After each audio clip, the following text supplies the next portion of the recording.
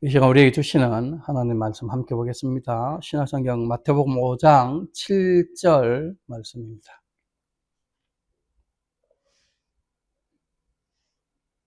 마태복음 5장 7절 하나님의 말씀이 이렇게 기록되었습니다. 긍휼히 여기는 자는 복이 있나니 그들이 긍휼히 여김을 받을 것이며.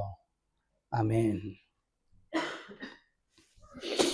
오늘은 산상설교의 이제 5번째 복 있는 사람에 대해서 살펴보려고 하는데, 제가 계속해서 말씀드립니다만 우리는 이 산상설교를 통해서 예수님이 어떤 분인가를 배우면서 동시에 예수님과 연합되어져 있는 우리들, 천국 백성들은 어떤 삶을 살아야 하는 자들인지를 확인하고, 또 예수님이 어떤 구원을 우리에게 이루어 주셨는가 하는 것도 지금 살펴보고 있죠. 자, 그러면 지금 우리의 영적 현실이 어떤 겁니까?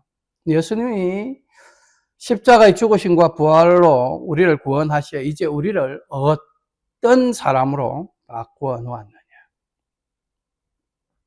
앞에서 우리가 살펴보았듯이 지난 몇 주 동안 심령이 가난하고 죄에 대해서 애통하고 하나님 앞에서 항상 온유하고 또 천국의 의에 줄이고 목마른 사람으로 우리를 바꾸어 놓았다라는 사실을 확인한 거죠.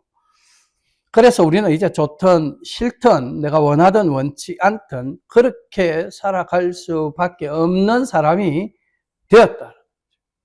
이걸 잘 알아야 됩니다. 그렇게 우리는 이미 바뀌어졌다.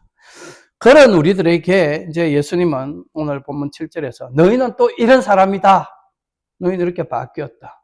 내가 너희를 이렇게 구원했다. 라고 말씀하는데 우리를 어떤 사람이라고 말하는가? 본문 7절을 우리가 다 같이 한 목소리로 함께 보겠습니다. 시작. 긍휼히 여기는 자는 복이 있나니 그들이 긍휼히 여김을 받을 것이며. 우리를 긍휼히 여기는 자, 긍휼히 여김을 받을 자, 이렇게 말씀하시죠. 복 있는 사람은, 복 받은 자는 긍휼히 여기는 자다. 그 긍휼히 여기는 자가 받는 복은 긍휼히 여김을 받는 것이다. 여기서 지금 반복되고 있는 단어가 긍휼이라.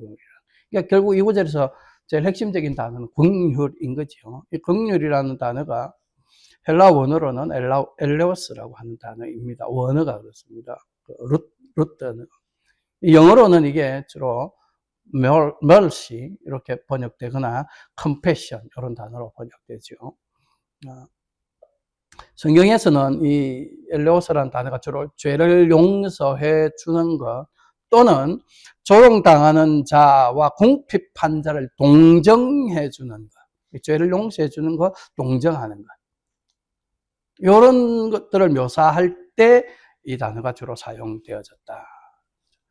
그래서 그런지 이 구절은 사람이 자기 행위로 자신의 구원을 이룰 수 있다고 믿는 자들, 우리는 그 사람들을 알미니우스주의자 뭐 이렇게 말하기도 하고 알미니안 자들이다 그렇게도 말합니다. 이런 사람들이 이 특별히 이 산상수훈에서도 이 말씀을 굉장히 좋아합니다. 왜요? 내가 먼저 다른 사람을 긍휼히 여겨주면 내가 그렇게 행한 것을 고려하여 하나님도 나를 긍휼히 여겨주신다라고 그렇게 이해하기 때문에 내가 어떻게 하면 하나님이 나에게 이렇게 해주신다. 내가 이렇게 선한 일을 하면 하나님이 내가 선한 행위를 보시고 복을 주신다. 이렇게 해석하는 근거 구절 중에 하나가 바로 이것이다. 이와 비슷한 구조로 표현되어진 말씀이 이 산상수훈 안에 또 나옵니다. 그러니까 알미니온 자들은 이 말씀과 그 말씀을 이 같은 산상수훈 안에 있으니까 서로 붙여서 구조가 같지 않냐. 그러니까 이렇게 해석하는 게 맞다라고 말하는데 그 말씀이 마태복음 6장 14절로 15절입니다. 보세요. 너희가 사람의 잘못을 용서하면 너희 하늘 아버지께서도 너희 잘못을 용서하시려니와 너희가 사람의 잘못을 용서하지 아니하면 너희 아버지께서도 너희 잘못을 용서하지 아니하시리라. 이 말씀은 정확하게 해석 딱 따로 뭐 해석이 필요한 게 아니죠. 구조가 딱 그렇잖아요. 우리가 어떻게 하면 하나님이 이렇게 해준다. 내가 이렇게 하지 않으면 하나님도 이렇게 하지 않는다. 그래서 아까 우리 오늘 본문 7절도 내가 긍휼히 여기면 하나님도 나를 긍휼히 여기죠. 내가 긍휼히 여기는 그 마음이 없으면, 그렇게 하지 않으면 하나님도 나를 긍휼히 여기지 않는다. 이게 지금 알메니우스자들이 믿는 바예요. 알메니우스주의 가르침을 주로 따르는 데가 교파로 구별을 하자면 침례교, 감리교, 또 오순절 계통의 교회들, 이런 데가 다 이렇게 성경을 해석을 합니다. 자, 그러면 우리 한번 생각을 해봅시다. 우리가 정말로 먼저 다른 사람의 죄와 잘못을 용서해 주어야 하나님이 우리 죄를 용서해 주시는 것일까요? 여러분들이 하나님 앞에서 죄 용서받는 것이 여러분들이 누군가 다른 사람의 죄를 용서해 주었기 때문에 여러분들의 죄를 하나님 앞에서 용서받는다, 그렇게 생각되느냐? 성경이 과연 우리에게 진짜로 그렇게 가르치고 있느냐? 이 말씀들이 이렇게 표현하고 있는데, 아니, 이 말씀대로 받으면 되는 거지, 뭘 거기에 또 다른 의미가 있다는 식으로 이렇게 지금 말을 하느냐? 왜 이러지? 이렇게 생각이 될 수도 있다고 생각되어집니다. 충분히 오해가 될 만하니까요. 왜? 말씀이 명확하게 그렇게 하고 있습니다. 자, 오늘 저와 여러분들은 우리의 죄가 이미 사해졌다라고 그렇게 믿고 있죠. 우리가 이미 하나님의 자녀가 되었다라고 우리는 그렇게 확신하고 있는데, 이것이 우리가 먼저 다른 사람의 죄를 용서해 주었기 때문에 그렇게 되어진 일이 맞느냐? 여러분 어떻게 생각하세요? 진짜 그럴까요? 그게 좀 말이 안 되지 않습니까? 왜 말이 안 된다고 내가 그렇게 말을 하느냐? 성경은 항상 우리가 은혜로 말미암아 죄사함과 구원을 받았다, 그렇게 말한다. 더 많은 내용들이 그렇게 이야기를 합니다. 제가 뒤에 지금 성경을 언급을 해놓은데요. 사도행전 15장 11절, 로마서 3장 24절, 그리고 지금 그 뒷페이지에 에베소서 2장 5절로 9절, 그리고 디도서 2장 11절, 3장 7절 등의 말씀을 보면 명확하게 우리가 은혜로 말미암아 죄사함을 받았다, 은혜로 구원받았다라고 정확하게 그렇게 이야기를 하고 있다. 그러니까 죄사함과 구원은 우리의 어떤 행위의 결과로 주어지는 것이 아니다. 우리의 어떤 행위로 말미암아 주어지는 것이 아니다. 그래서 은혜라는 말을 사용하는 거예요. 은혜. 이걸 잘 생각을 해야 됩니다. 성경이 은혜로 구원받았다라고 말하는 것을 잘 생각을 해야 된다. 우리가 우리의 죄가 사함받고 씻음받은 것이 우리가 먼저 다른 사람의 죄와 잘못을 용서해 주었기 때문이라면 그건 은혜로 된 것이다 라고 말할 수 없는 것이죠. 왜요? 대가를 받은 것이잖아요. 내가 이렇게 했으니까. 내가 어떤 행위를 했으니까. 여러분들이 일하러 가면 일을 했기 때문에 월급을 받는 거잖아요. 그 일에 대한 대가를 받는 거예요. 그런데 그 월급 받았다고 그걸 갖다가 주는 사람에게 내가 은혜 받았다, 이렇게 말하지 않는 거잖아요. 은혜로 받는다는 것은 내가 아무것도 하지 않고 받을 자격이 없는데 받는 것, 그게 은혜예요. 그런데 성경은 구원은 은혜로 받는 것이라고 명확하게 그렇게 말하죠. 내가 한 게 없는데 받는 것이기 때문에 은혜. 내가 했는데 받으면 대가인 거예요.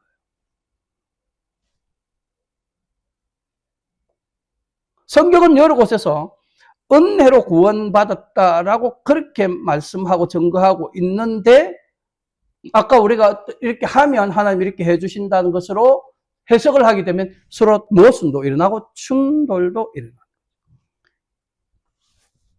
은혜로 받는 것과 대가로 받는 것은 명확하게 다른 것이기 때문에. 만약 오늘 본문 5장 7절 말씀과 앞에서 아까 인용했던 마태복음 6장 14절 15절 등의 말씀을 우리 행위의 대가로 받는 죄사함과 구원으로 해석해 버리면 더 이상 은혜의 구원, 뭐 예수 그리스도의 구속의 은혜 이런 말을 사용할 필요가 없게 되는 거죠. 그러면 굳이 예수님이 이 땅에 오셔서 우리를 위하여 죽으실 필요도 없는 거죠. 그렇잖아요. 대가로 받을 수 있는데 왜 예수님이 죽어요? 내가 그냥 하면 되는 건데. 예수님이 안 오셔도, 예수님이 십자가에서 안 죽으셔도 우리가 다른 사람을 다 용서해주고 다른 사람의 허물을 다 덮어주면 하나님도 우리 죄를 용서해주고 다 덮어줄 건데 굳이 예수님이 왜 와요? 예수님이 왜 필요해요? 예수님의 구속사역이 왜 필요해요?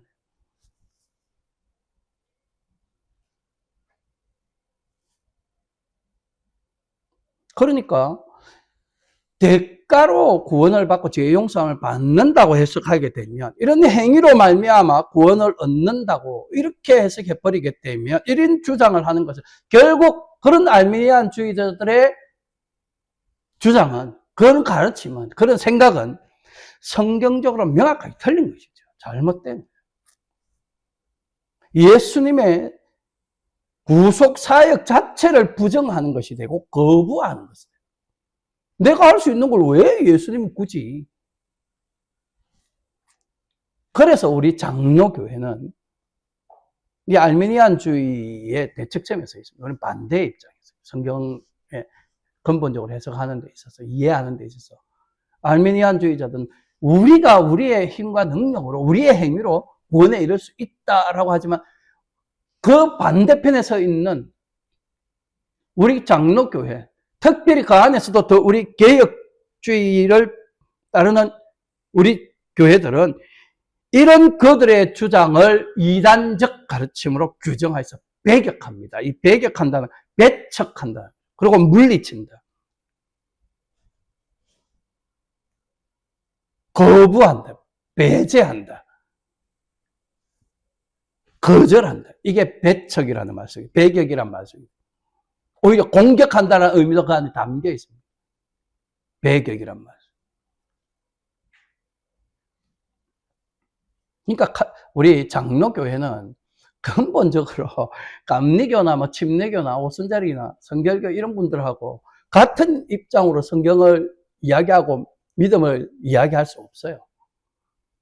그들은 우리 자신들의 행위로 복도 얻을 수 있고 자신들의 행위로 구원에 이를 수 있다고 말하기 때문에 예수님은 그냥 그렇게 되면 보조적인 역할밖에 안 되는 거죠. 금상첨화, 좋은 것들 가운데 하나 더 딱 얹는 이게 금상첨화. 딱 그 정도밖에 안 되는 거예요. 예수님 굳이 없어도 되는 거예요. 그런데 우리는 그렇게 해석하지 않기 때문에 성경이 우리에게 그렇게 가르치지 않는다고 믿기 때문에 우리는 예수님이 없으면 아무것도 안 된다.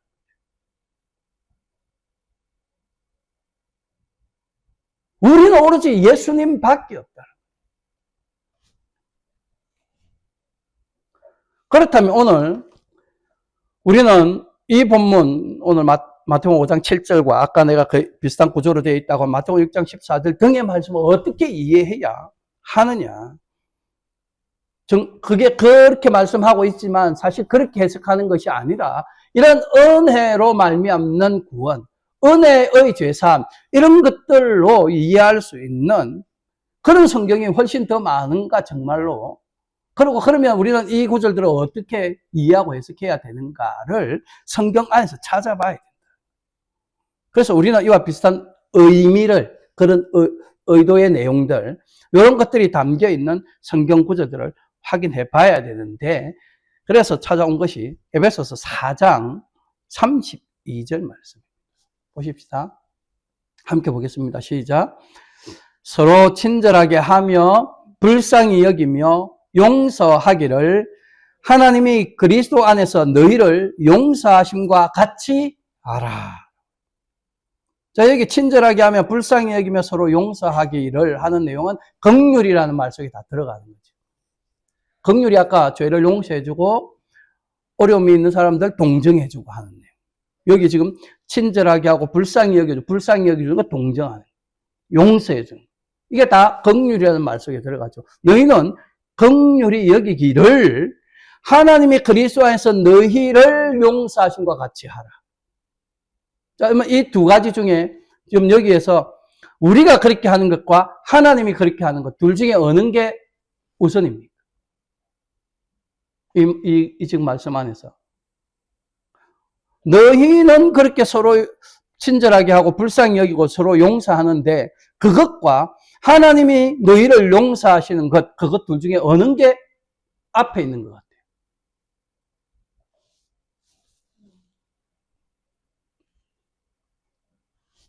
지금 이 구절에서 하나님이 너희를 용서하신 것과 같이 하라. 이게 지금 먼저 되는 거죠. 요거에 이렇게 하셨으니까 너희도 요렇게 하라. 샘플이 뒤에 있는 거잖아요. 하나님이 이렇게 하신 거.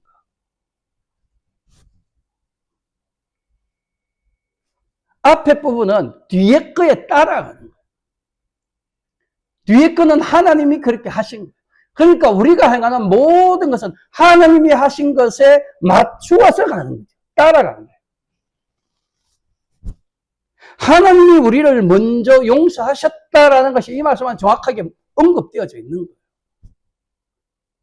그러니 우리가 이 말씀을 지금 우리가 이해하기 쉬운 말로 표현을 순서를 조금 바꾸면 어떻게 되겠어요? 하나님이 우리를 용서하신 것 같이 우리도 서로 친절하게 하며 불쌍히 여기며 서로 용서하라. 요 말이 되는 거죠. 이 말. 여러분 이와 같은 말이 골로새서에 또 나옵니다. 골로새서 3장 13절 말씀 함께 봅니다. 시작. 누가 누구에게 불만이 있거든 서로 용납하여 피차 용서하되 주께서 너희를 용서하신 것 같이 너희도 그리하고. 자, 여기서 우리가 하는 것과 주께서 하신 것 어느 게 먼저예요? 어느 게 표준이에요? 기준이에요? 주께서 그렇게 하신 것. 여기에 우리가 해야 되는 게 맞춰지는 거잖아요. 내가 그렇게 해야 되는 것. 먼저 표준되어져 있는 건 주께서 하신 것. 똑같죠? 앞에 거하고. 에베소서의 말씀하고 똑같은 거예요. 서로 용납하여 피차 용서하되. 이게 지금 죄사함인 거잖아요. 죄를 용서해 주는 거. 긍휼. 이 말을 긍휼로 바꾸면 그렇죠. 너희가 누가 누구에게 불만이 있든지 서로 긍휼히 여겨주되 주께서 너희를 긍휼히 여겨주신 것 같이 너희도 그리하고. 5장 7, 오늘 본문인 5장 7절의 말씀이 지금 에베소서의 말씀과 요 말씀들에 의하면 정확하게 그렇게 해석되는 거예요. 그러니까 누가 먼저 한 게 나오냐? 하나님이 먼저 그렇게 하셨고 예수님이 그렇게 먼저 하셨다. 여기 주께서 전에 지난주인가 그 앞주인가에 주라는 표현이 어떤 때는 예수님을 가리키기도 하고 어떤 때는 하나님을 가리키고 유대인들은 여호와, 야훼라고 하는 단어를 그렇게 읽지 않습니다. 하나님의 이름 거룩한 이름이라 아무렇게나 부를 수 있는 이름이 아니에요. 그래서 아도나이, 주라고 하는 말을 쓴다고 했죠. 아도나이라는 그 아도나이가 주. 그래서 어떤 때는 하나님을 가리키고 어떤 때는 제자들이 그걸 사용할 때는 예수님을 가리킬 때도 있고 하나님을 가리킬 때도 있고. 뭐 예수님이 하면 삼일체 우리가 저 개념에서 보면 같은 말이니까. 예수님을 표현하고 하나님. 제가 그래서 어떤 때는 설교할 때 하나님을 표현할 때도 있고 예수님 표현할 때도 있고 막 그렇습니다. 같은 개념으로 이해해도. 하나님이 너희를 먼저 용서하신 것 같이 너희도 그렇게 용서하라. 하나님이 우리를 먼저 용서해 주신 것을 근거로 해서 너희도 그렇게 해라. 그 말이죠. 그런데 결국 우리가 이 말씀 다 종합해 보면 아까 은혜로 구원받는 이런 이야기들 다 종합하고 요 인용한 말씀들 다 인용해 보면 결국 누가 먼저 긍휼히 여긴가? 오늘 본문의 말씀. 하나님이 우리를 먼저 긍휼히 우리가 그분의 긍휼히 여김을 받았기에 이제 긍휼히 여김 받는 삶을 살게 된 그 현실을 증거하는, 나타내는. 그게 뭡니까? 우리도 다른 사람을 긍휼히 여기는. 그럴 때 이게 은혜라고 하는 말에 딱 맞는 말이죠. 내가 먼저 그렇게 긍휼히 여김 받는데 내가 행동하고 아무 관계없이 나는 아무것도 안 했는데 긍휼이라고 하는 게 나한테 먼저 은혜로 주어졌고 그 주어진 것 때문에 이제 나도 다른 사람에게 은혜로 긍휼을 베풀게 돼요.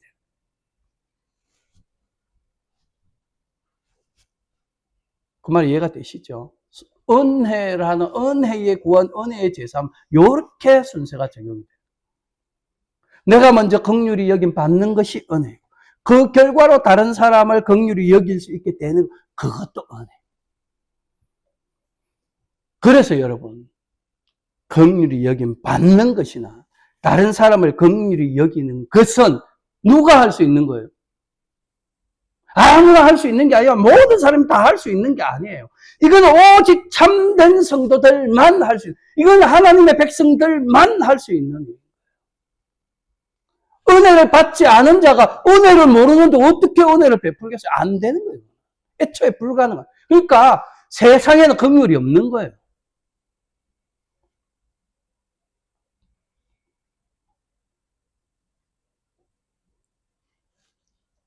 참으로 다른 사람을 긍휼히 여기는 것, 오직 예수 그리스도 안에서 믿음으로 거듭난 사람들만 가능합니다.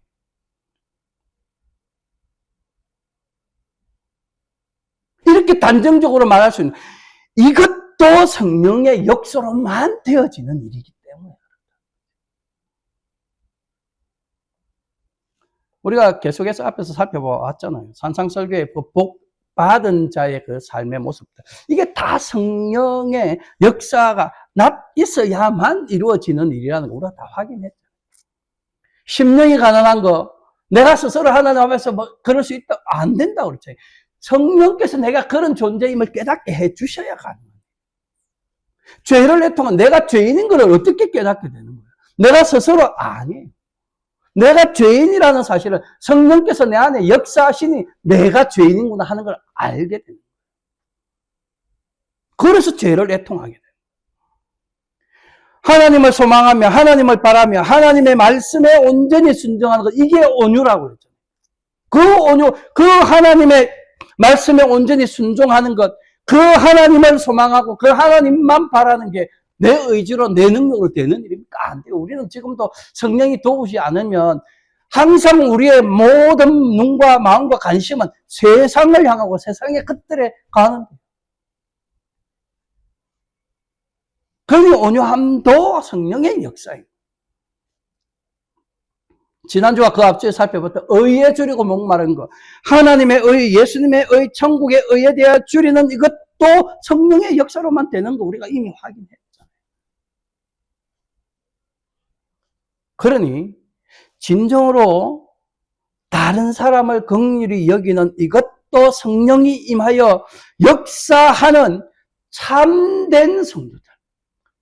그 참된 성도를 다른 말로 바꾸면 천국 백성입니다.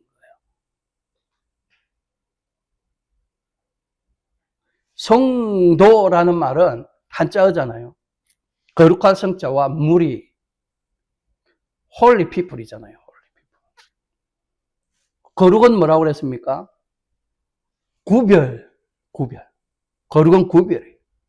holy people은 구별된 사람들이란 소리잖아요. 누구와 구별된 거예요? 세상과 구별된 사람.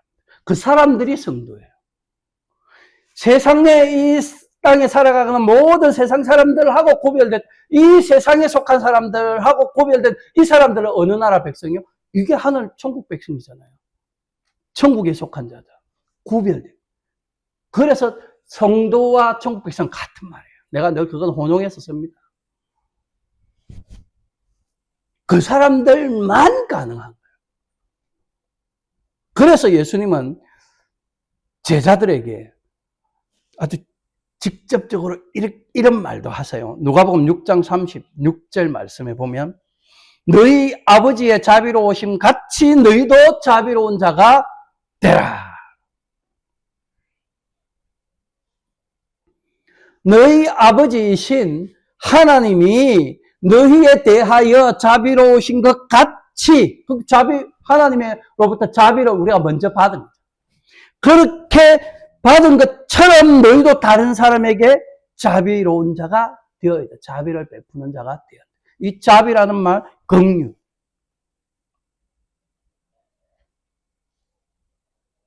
하나님이 너희를 긍휼히 여기신 것 같이 너희도 다른 사람을 긍휼히 여기는 자가 되어야 돼. 그렇게 보여져라. 그렇게 증거되고 나타나라. 그러니까 이 말은 결국 우리가 다른 사람을 긍휼히 여기는 것으로, 긍휼히 여기는, 긍휼을 베푸는 것으로 하나님이 먼저 우리를 긍휼히 여겨주셨다. 내가 하나님으로부터 먼저 긍휼히 여김받았다라고 하는 사실을 드러내라. 이 말이에요. 그렇게 되라는 것이 진짜 그렇게 내가 되는 것이 내가 스스로 되는 게 아니잖아요. 하나님이 긍휼을 베풀어 주시면 이미 내가 긍휼을 받은 자가 되는 거예요. 하나님이 나에게 이미 자비로 베풀어 주시면 내가 이미 자비를 받은 자가 되는 거예요. 그거를 나타내는 거예요. 그게 내가 자비를 행하는 거. 그게 내가 긍휼을 행하는 거예요. 나타내요. 결국 그렇게 우리가 살며 그렇게 행하는 그것이 하나님의 긍휼하심, 우리 하나님의 자비로우심, 이걸 증거하는 것이 된다. 그러면 하나님의 영광을, 하나님께 영광 돌린다라고 하는 말에, 그게 어떻게 영광을, 이렇게 영광 돌리는 거죠. 하나님을 모르는 자가 하나님이 어떤 분인가를 알게 되는 것, 이게 하나님의 영광을 그 사람에게 나타내는 거예요. 어떻게 나타내요? 하나님이 이런 분이야, 말로 이렇게, 그 사람의 말로 듣고 뭘 얼마나 깨닫겠어요. 그런데 우리의 행함, 우리의 삶을 보니 쟤들이 하나님한테 이런 은혜를 받은 자들이구나. 그래서 저렇게 사는구나. 하나님이 저들에게 이렇게 자비를 베푸셨구나. 이 사람이 긍휼을 베푸는 거 보니 저 사람이 그 하나님부터 긍휼을 받은 거구나. 요렇게 드러나게 된다.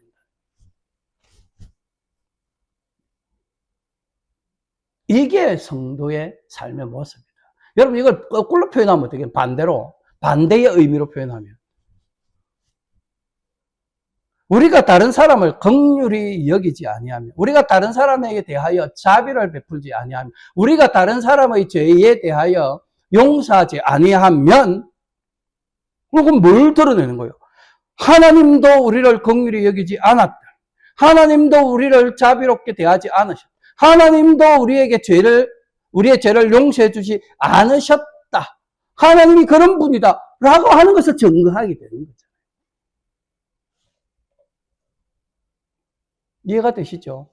내가 그렇게 하지 않는 것은 단순히 내 하나 잘못함으로써 끝나는 것이 아니라 내가 그분의 백성으로서 그렇게 살지 않는 것은 결국 그분이 그렇지 않은 분이다라고 하는 것을 드러내는 것이 되는 거예요. 그러니 여러분, 이 정도 되면 우리가 다른 사람을 긍휼히 여기는 것은 이제 선택의 문제가 아니에요. 내가 이래도 되고 안 해도 되고 하는 그런 문제가 아니라 반드시 그렇게 실천해야 되는 일이에요. 우리는 반드시 그렇게 살아야 하는 사람이구나 하는 것을 인식하게 돼요. 그래서 여러분, 믿음으로 구원받은 자들, 곧 심령이 가난하고 죄에 대하여 애통하고 하나님의 말씀과 하나님의 뜻에 온전히 순종함으로 온유한 사람이 하나님과 예수님과 천국에 의해 주려고 목말라 하면서도 그는 다른 사람을 긍휼히 여기며 사는 것은, 다른 사람의 죄를 용서해주며 사는 것은 너무나도 당연하고 마땅한 일이다. 이거는 다 하는데 이거는 안 한다. 그건 안 된다. 있을 수 없다. 우리가 지금까지 살펴본 지금 이 앞에 4가지, 그리고 앞으로 살펴보게 될 이 내용들, 그것들 중에 어느 하나는 행하고 다른 어떤 것은 안 해도 되는 그런 문제가 아니게 됩니다.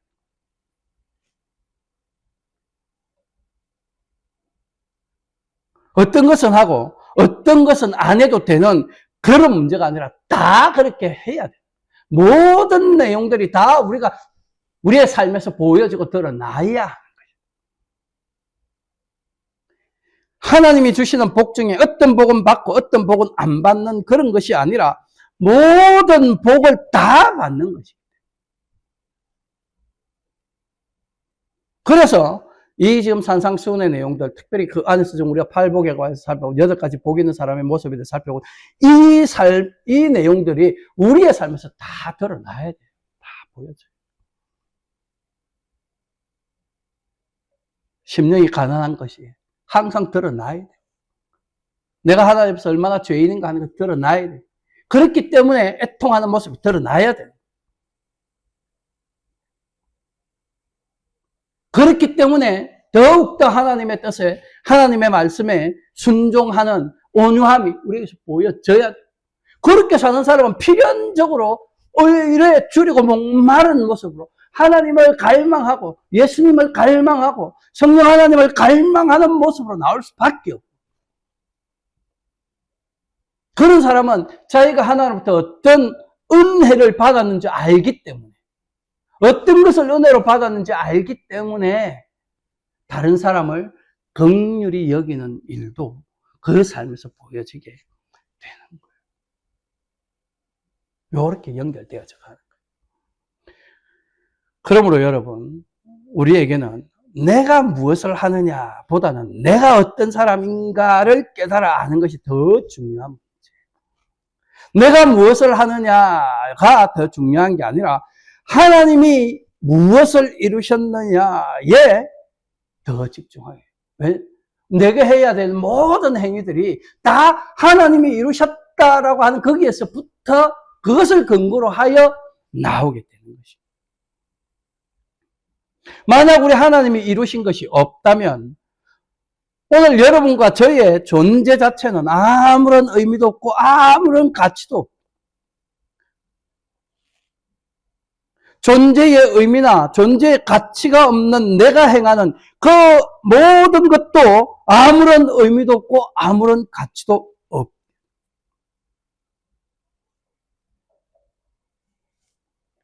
의미도 없고 가치도 없는 그런 행위가 그 삶을 바꿀 수 있겠어요?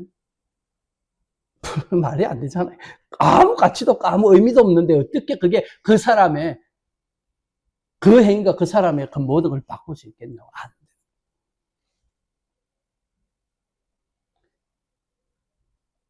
그 사람이 행하는 것도 의미가 없고 행하지 않는 것도 의미가 없고, 이게 존재의 의미가 없다, 존재의 가치가 없다라고 하는 것에 다 담겨 있는, 그게 바로 하나님과 아무런 관계없이 하나님과 분리된 채로 살아가는 인간들의 삶의 모습인 거예요. 그게 삶의 현실이고 실존입니다. 그들의 삶에서 행하는 모든 행위는 그들의 삶을 근본적으로 바꾸지 못합니다. 그들의 삶에 아무런 가치도 더하지 못합니다. 처음부터 하나님의 진노와 형벌 아래 있었던 그들의 삶은 그들이 행하는 어떠한 행위로도 바꾸지 못해요. 그냥 그대로인 거예요. 뭘 해도 그대로예요. 뭘 안 해도 그대로예요. 그것이 그들의 허물과 죄로 죽은 상태. 그게 에베소서가 우리에게 말하잖아요. 허물과 죄로 죽은 상태. 죽은 상태이기 때문에 아무것도 할 수 없어요.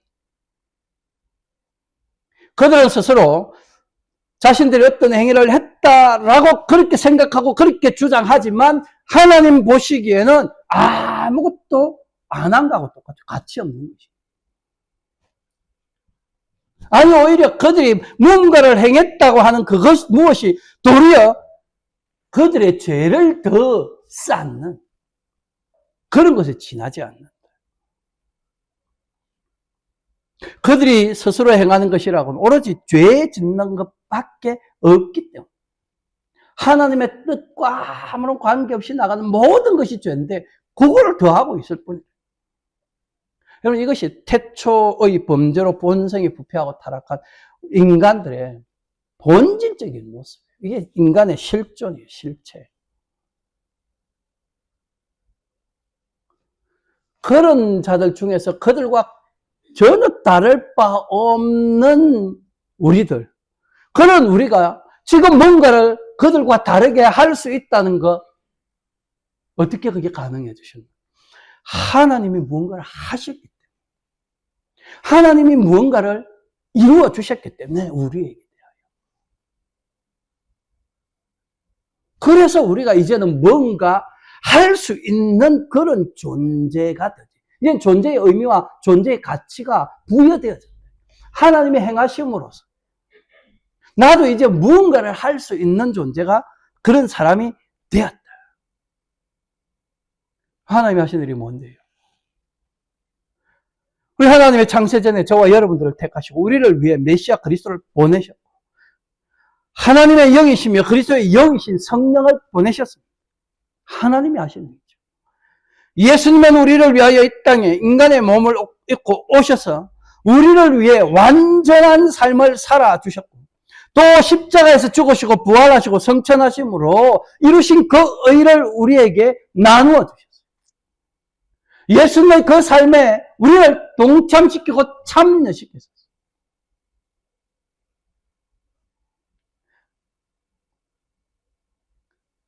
성령님은 우리 안에 믿음을 일으켜 주심으로써 예수님이 이루신 그 의를 우리에게 적용합니다. 그리고 하나님의 뜻을 우리로 알게 하시며 예수님의 마음을 품고 예수님처럼 살도록 우리를 인도해 주고 계십니다. 지금도 이끄시고 계시고 지금도 역사하고 계시고 언제까지요? 우리 주님 다시 오시는 그날. 하나님의 그 나라가 우리 가운데 완전한 모습으로 임하게 되는 그날까지 성령님이 이 일을 쉬지 않으십니다.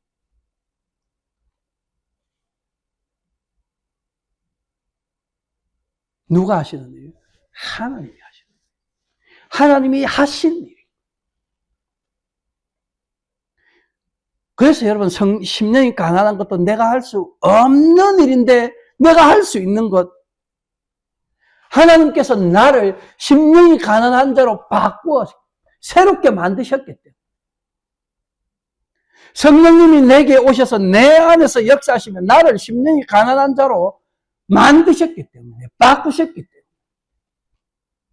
그리고 그 심령이 가난한 자의 삶으로 계속해서 인도해 가고 계시기 때문에 그래서 오늘 저와 여러분들이 심령이 가난한 자 아니겠어요?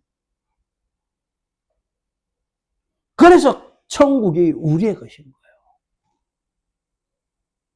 그래서 오늘 저와 여러분들의 삶이 천국 백성의 삶이 돼요. 우리가 그렇게 평가받는 거예요. 하나님이 우리를 그렇게 인정해 주시는 거예요. 내가 한 것 때문에 하는 게 아니고 내 안에 역사하시는 그리스도의 영이신 성령님의 역사를 보시고 우리를 그렇게 평가하시고 받아주시고 인정해 주시고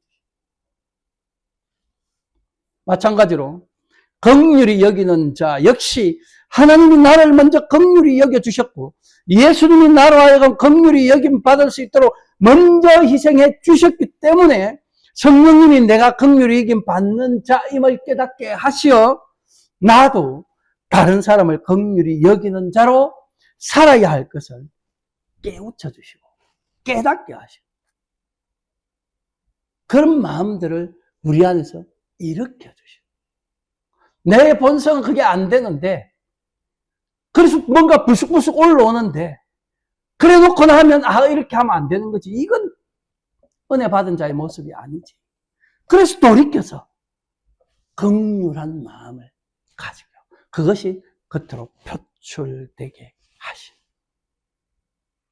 지금도 우리 하나님이 저와 여러분들 안에서 이렇게 역사하고 그래서 우리가 이런 사람.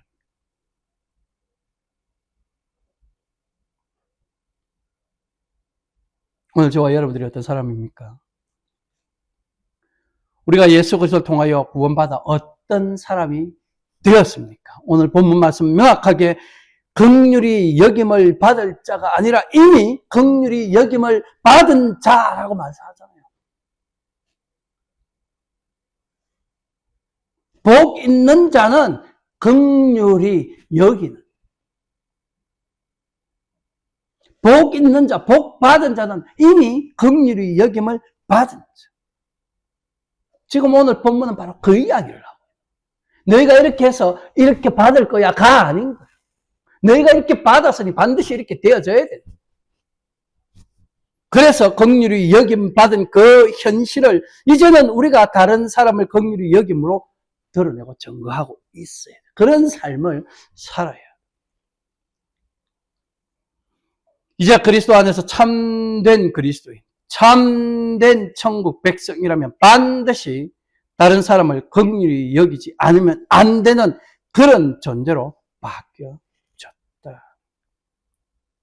내가 이미 긍휼히 여김 받은 존재가 되었으니 이제 당연하게 다른 사람의 죄와 허물에 대해서도 긍휼히 여겨주는 그런 것이 마땅한 삶으로 바뀌어.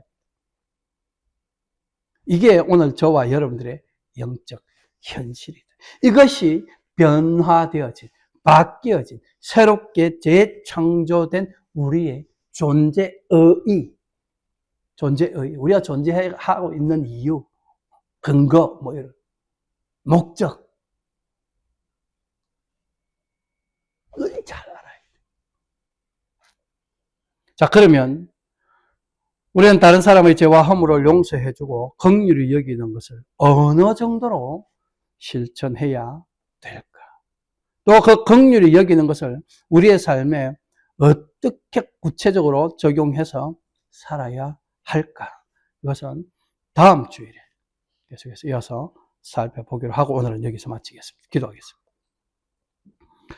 은혜와 사랑이 풍성하신 하나님 아버지, 허물과 죄악으로 죽었던 우리를 긍휼히 여기사 예수 그리스도 안에서 구속의 은혜를 누리게 하시니 감사드립니다.